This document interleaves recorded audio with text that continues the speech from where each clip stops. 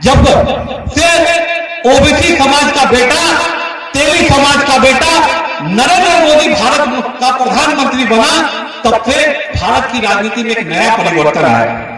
कोई भी दल में रहिए, लेकिन नरेंद्र मोदी के नाम पर 2024 में अगर आप तेली है, एक एक तेली का बेटा नरेंद्र मोदी के लिए अपना खून पसीना तन मन धन लगाएगा और फिर से भारत का प्रधानमंत्री 2024 में नरेंद्र मोदी को बनाएगा। तभी विश्व के पटल पर आज किसी एक व्यक्ति को पूरे विश्व के लोग गुणगान करते हैं, तो अपने ही देश के बेटा, अपने ही पूर्वजों के वंशज के रूप में नरेंद्र भाई मोदी के रूप में पूरे विश्व में माना जा रहा है।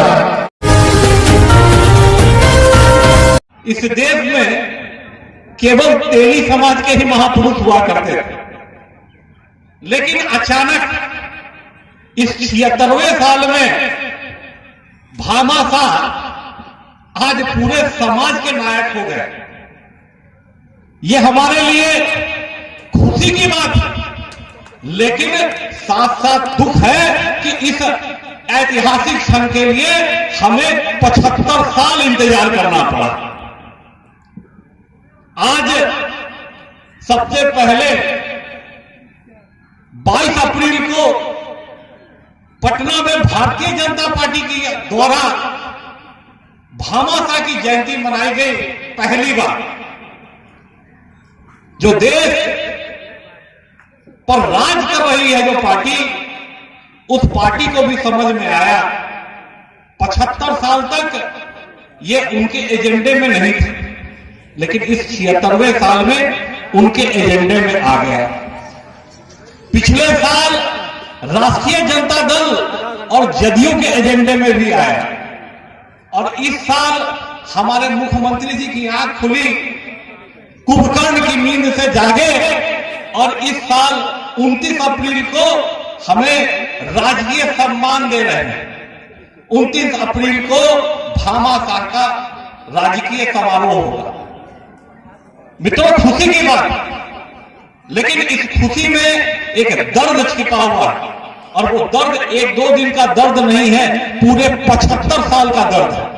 कि पहले आज से 10 वर्ष पूर्व पीछे जाए तो ओबीसी की चर्चा ही नहीं होती थी। चर्चा किनकी होती थी? चर्चा दलित समाज की होती थी, आदिवासी समाज की होती थी, अल्पसंख्यक की चर्चा होती थी, ओबीसी की चर्चा नहीं होती थी। जब से ओबीसी समाज का बेटा, तेली समाज का बेटा नरेंद्र मोदी भारत का प्रधानमंत्री बना, तब से भारत की राजनीति में एक नया परिवर्तन आया। और यहीं से हमारे ओबीसी समाज की कहानी शुरू होती है। 1931 की जनगणना के हिसाब से हमारी आबादी ओबीसी समाज की 52% है, और ओबीसी में हमारी जाति की जो जनगणना है, जातीय जनगणना के आधार पर हम तीसरे नंबर पर, पहले नंबर पर यादव समाज है, दूसरे नंबर पर कुशवाहा समाज है, और तीसरे नंबर पर आपका तेली समाज है। ये आज के बच्चों को जानना बहुत जरूरी है। आपने देखा होगा ओबीसी समाज के नाम पर यादव समाज का व्यक्ति नेतृत्व करता रहा, कभी कुर्मी और कुशवाहा समाज का व्यक्ति नेतृत्व करता रहा, लेकिन आज वो परिस्थिति पैदा हो गई है कि आज तेली समाज का बेटा यहां नेतृत्व करने की स्थिति में है।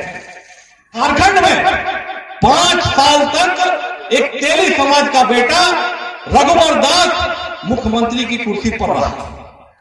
तो जब झारखंड जैसे राज्य में तेली समाज का बेटा मुख्यमंत्री बन सकता है, तो बिहार में क्यों नहीं? बिहार में 16 राज्यसभा की सीटें हैं जो बिल्कुल तेली विहीन है। इसमें एक भी तेली समाज का बेटा नहीं है। 75 विधान परिषद की सीटें हैं जिसमें एक भी तेली समाज का बेटा नहीं है। 243 विधानसभा की सीटें हैं जिसमें पहली बार पूरे भारत में सबसे बड़ी संख्या में 9 की संख्या में तेली समाज का बेटा आया है, जो कि अभी हमारी आबादी के हिसाब से कम 20 से 25 होना चाहिए, लेकिन 9 तक हम पहुंचे हैं। अगली बार जो विधानसभा का चुनाव होगा, निश्चित तौर पर हम 2 आंकड़े में पहुंचेंगे, 10 का आंकड़ा पार करेंगे। बिहार में पहली बार भामाशाह साहब की मूर्ति अगर लगाने का कोई काम किया तो आपका बेटा नरेश साहब करने का काम किया। शेखपुरा जिला में नीतीश कुमार के हाथों कर कमलों से किया गया। और उसके बाद लगातार 7-8 मूर्ति हमने लगवाया। समस्तीपुर जिला में, बेगूसराय जिला में उप मुख्यमंत्री से लगवाया, और इसी जिले में प्रधानमंत्री की भाई भी आकर लगा के गए, राज्यपाल किए, और मुख्यमंत्री जी ने कुछ साल पहले पटना में लगाने का काम किया है। तो और लोग आज कह रहे थे कि पिछड़ा में हमारा समाज नीतीश कुमार ने दिया है। धन्यवाद देना चाहिए और धन्यवाद देना भी चाहिए कि जब हम पहली लड़ाई पटना में लड़ा था बिहार में तेली समाज को अति पिछड़ा में शामिल करने के लिए, तो लोग हमको मजाक उड़ाता था। हम कहते थे अरे किसी के छूने से देह गंदा होता है, मन गंदा होता है। तेली समाज को दूर से ही देख लेता है, कहता है कि रे तेलिया जा रहा है, जतरा खराब हो गया, रुक जा। पूरे देश में लोग ओबीसी की राजनीति करता है, लेकिन बिहार ईबीसी की राजनीति करता है, और तेली समाज उसका अगुवा रहा। बिहार में ही एक पहला स्टेट है जो कर्पूरी के नेतृत्व में ईबीसी बनाने का काम किया, और हम लोग को लगा कि तेली समाज को ईबीसी में लाना चाहिए। हम उस लायक हैं जिसके देखने से जतरा खराब हो जाता है, उससे और हीन क्या हो सकता है। और मेरे लोगों के मन में हीन भावना भर दिया था। उस आंदोलन की शुरुआत जब हमने किया था तो कहता था कि अति पिछड़ा का क्या मतलब होता है, क्या लाभ होगा इसका।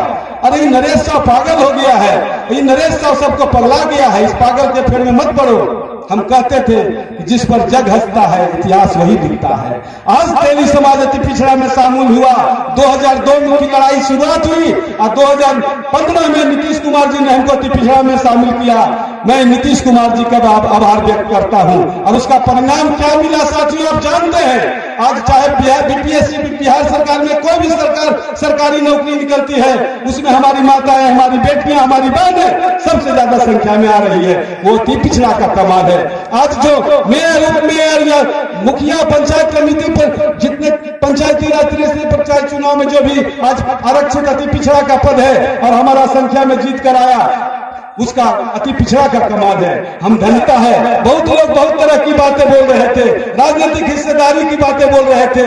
हम कहना चाहते हैं उससे कि मंदिर मत तोड़िए, मंदिर रहेगा तो बतासा मिलेगा। बहुत हो गया, बहुत हम लोग तो बात सुन रहे थे। और आज बिहार की स्थिति भी नहीं बनी है। बिहार का जो सजावार व्यक्ति है, उस सजावार व्यक्ति को उसका समाज के लोग कृष्ण का अवतारी मानते हैं। और आपका घर का लाल जो एक गरीब, जो दूसरे के घर में बर्तन मांजने के काम करती थी, उसका बेटा आज देश का प्रधानमंत्री है और दुनिया का नेता है। बात याद रखिए। और वो तेली समाज का बेटा है, दुनिया में भारत की डंका बजा रहा है। आप उसके लिए भी सोचना होगा। अगर ये भामाशाह की जयंती है तो इस जयंती में तेली की बात होनी चाहिए, तेली के हित की बात होनी चाहिए, राजनीतिक दल से ऊपर उठ के बात होनी चाहिए। नरेंद्र मोदी अगर तेली है तो इस मन से आह्वान करना चाहते हैं कि भेदभाव से ऊपर उठकर कोई भी दल में रहिए, लेकिन नरेंद्र मोदी के नाम पर 2024 में अगर आप तेली है, एक तेली का बेटा नरेंद्र मोदी के लिए अपना खून पसीना तन मन धन लगाएगा और फिर से भारत का प्रधानमंत्री 2024 में नरेंद्र मोदी को बनाएगा, तभी ये भामाशाह की जयंती सफल होगी। आज जान लीजिए कि जब मुगलों से लड़ने की बात आई तो भामाशाह खड़ा हुए, अंग्रेजों से लड़ने की बात आई तो गांधी जी खड़ा हुए, और जब भ्रष्टाचारियों से लड़ने की बात हुई तो आपका घर का लाल आज खड़ा है उस भ्रष्टाचारियों से लड़ने के लिए, और पूरा भ्रष्टाचारी गोलबंदी कर रहा है नरेंद्र मोदी को घेरने के लिए।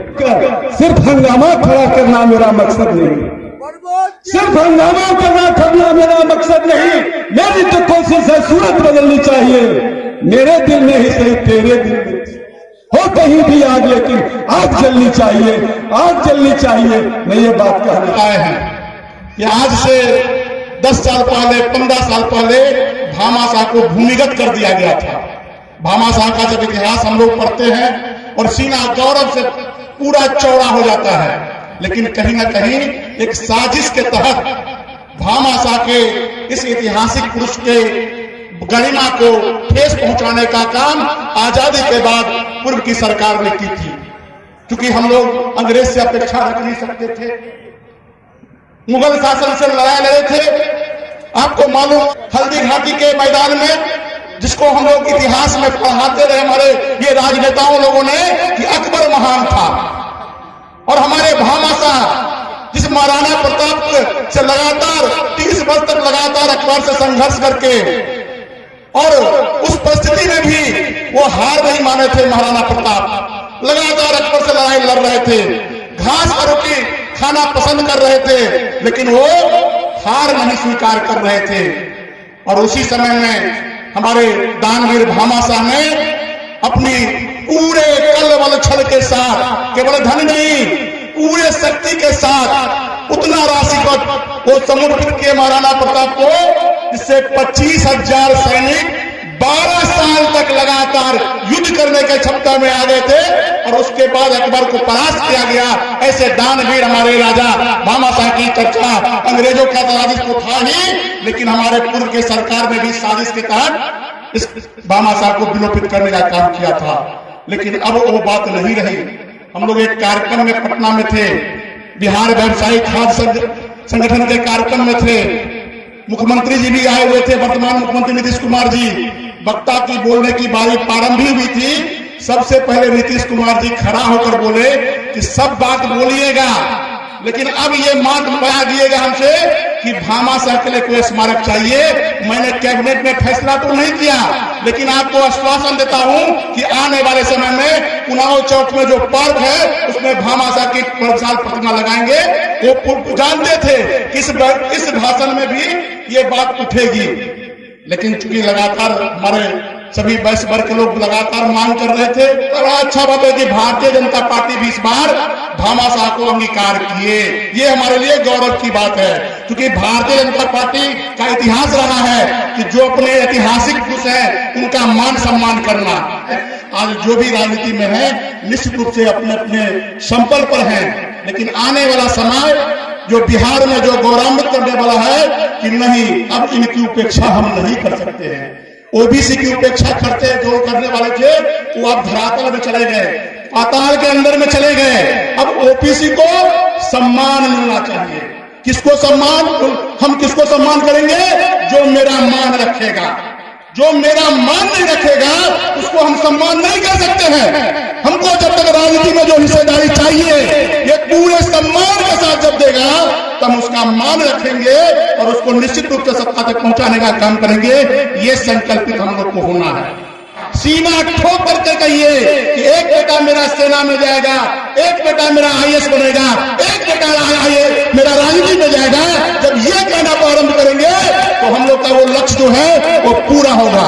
क्योंकि देखिए आजादी के बाद विश्व के पटल पर आज किसी एक व्यक्ति को पूरे विश्व के लोग गुणगान करते हैं तो अपने ही देश के बेटा, अपने ही पूर्वजों के वंशज के रूप में, नरेंद्र भाई मोदी के रूप में पूरे देश विश्व में माना जा रहा है।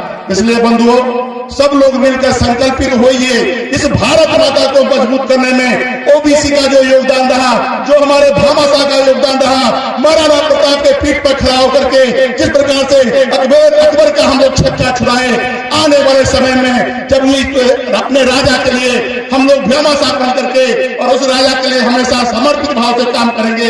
इसी संकल्प के साथ हमारे साथ एक बार भारत माता की जयकार करके और वीर भामाशाह का जयकार करके अपनी बात को समाप्त करेंगे।